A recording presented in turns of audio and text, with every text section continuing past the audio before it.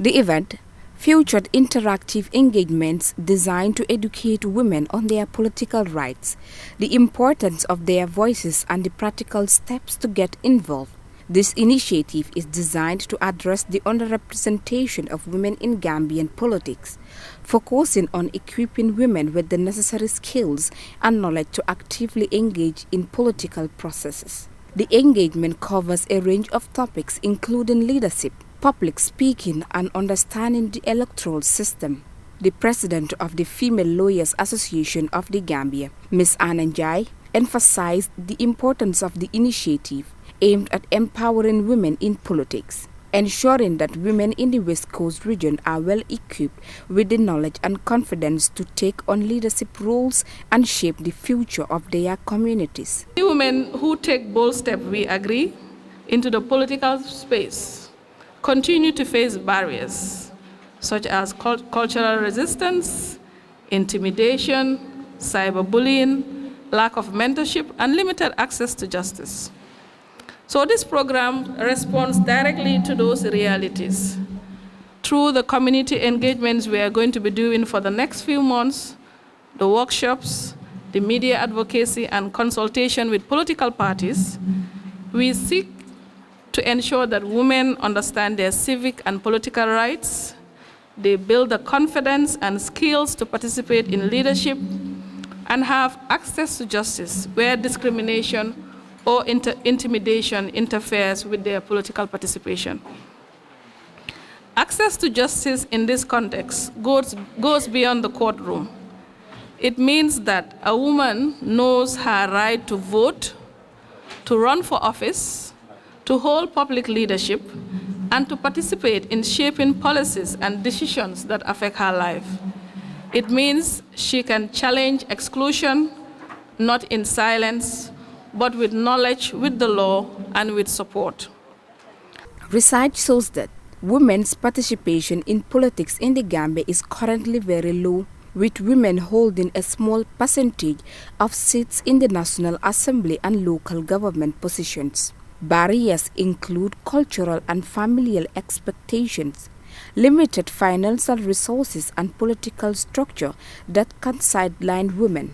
Though efforts are on the way to increase representation through initiatives like mentorship programs and nationwide sensitization programs. Current representation shows that at the National Assembly, women hold approximately 8.6% of seats, 5 out of 58. Cabinet, women comprises a small portion of the cabinet, with one study reported 13.6% and other indicating 3 out of 23 positions. Local government women's representation at the local level is also low, with only 15% of elected councillors being women in recent local elections and only 8 out of 120 councillors. 3 key voices shared their perspectives on the impact of the engagement, highlighting the initiative's importance for local progress and their active involvement in politics. I think our vulnerability have been used against us. We are less represented. If you can know the population of the Gambia, we say we are like half of the population of the Gambia. But you go to the National Assembly, you see how underrepresented we are. You go to the local government, you see how underrepresented. Like I can say, I always proudly say, the only woman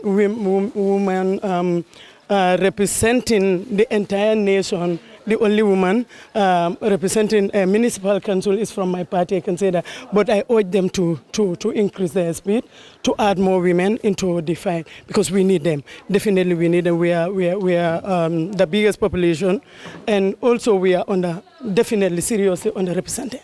Politics, to upgrade them, to know their rights, to stand for themselves in politics. Because I think women are important in politics. Before, if you see in politics, women are only there to clap and to cook. Now we want to change the narrative. Let the women come forward and take the leadership. To me, for we the women, so that we can achieve something in politics, and we come here to learn so that we can know our stand. Because the women, we are the backbone for everybody in the society, so that's why we are here. Yeah, we are very happy to be here.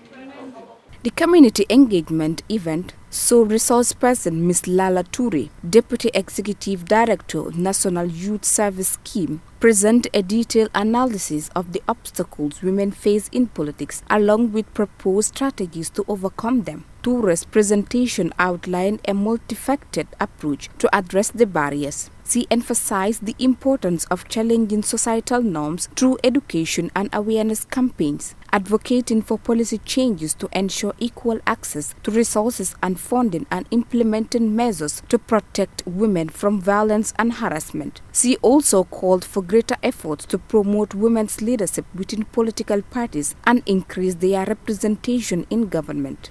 The problem is not participation in numbers, the problem is representation. And also, like I was saying, based on our electoral data of 2021, 56.7% of Gambians that registered to vote were women. 56.7% of Gambians that registered to vote in 2021, multata purka registration oke purka carte wo fay 2021 election auto. 56.7% ibe musolti. Near rally, if you go back during the election period, yeah video jibe during the rallies. Ika musol la janyato. Ito la ka ashobi kuntu.